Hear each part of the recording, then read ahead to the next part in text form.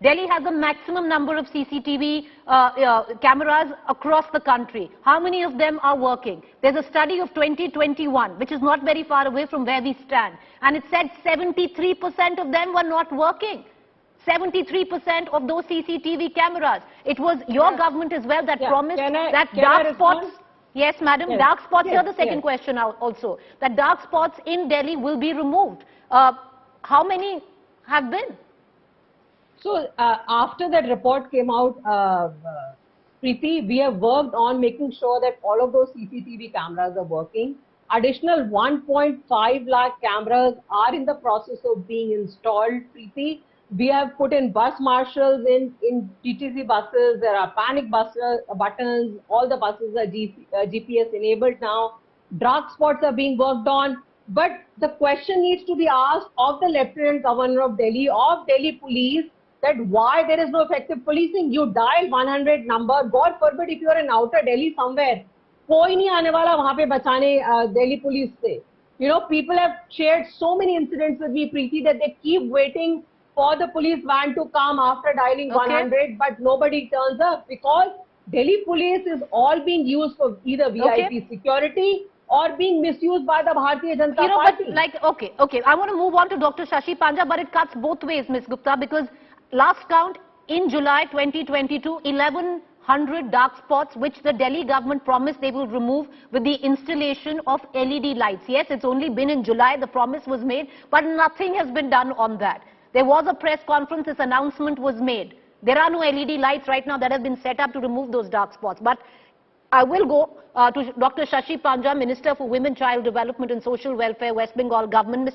Panja, you know, especially with the ministry you hold, the fact is you must take pride in the fact that in the NCRB data, you haven't really fared very high, which is very good. But on the other account, you are getting in a lot of criticism from the fact that Mamata Banerjee will speak up for Bilkis Bano, but she will avoid the conversation of the rapes which took place, or the alleged rapes that took place as retribution post the verdict of Bengal.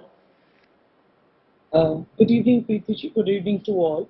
First of all, at least let us appreciate and let us credit ourselves, all of us, credit ourselves that Kolkata has been the nation's safest city, the second time in this 2 years, that is in 2020 and 2021, earlier also in 2018. So we have learned from various incidents and experiences, and we all should realize that those numbers are actually women. So we have to be very sensitized and very sensitive that it's behind every number there is a woman or a girl. So they are just not numbers. Now, having said that, you know, we were hearing about, you see, what is the signal that the government gives out? Like in our state, the Chief Minister has established, say, fast-track courts to try out crimes against women. So the confidence-building measures like women warriors, there are battalions of women policemen, establishing women police stations, etc. So, and of course the CCTVs, I'm not going to go into that. I mean, there's a kind of an environment, and there is a signal from the government about the priority period. We don't have, I mean, it is so unfortunate that the Union Home Minister in Lok Sabha, if you can recall, Preeti ji, in April 2022, said if you want to get killed, go to Bengal. So now I wonder whether he will take back that statement about want to get killed, go to Kolkata. He himself has been here, and Kolkata is now the safest city as declared by none other than NCRB. It is not a question of saying anything political, but it is also true that there has been escalation of the percentage of the crimes against women in all over India. Say it was 7.3% in 2018-19, and in 2021 it's like 15.3%. Again, it's all women in whichever state that they belong. But yes, if states have to look after their women, I mean, even the BJP ruled states should look after the women. You did mention how we found a very high crime rate against women. You see, the signals are very important. In Bilkis Bano case, what did we see? That those who were given remission on 15th August, on a day when Honorable Prime Minister mentioned about Nari Shakti, Gujarat government gave remission to such rapists and they were then garlanded by BJP netas. Tilak was put, and as you said, they were garlanded, and they were called sanskari. They were Brahmins and they were sanskari. So, I mean, what But are we... Ms. Panja, what you are know, we- that's what's been raised, even against your government and your chief minister, where a question is being asked that Mamata Banerjee will stand up for Bilkis Bano, but Mamata Banerjee will be mum and look the other way when rape cases are reported Which as is very retribution post no, the Bengal verdict. No, this is, it's unfortunate.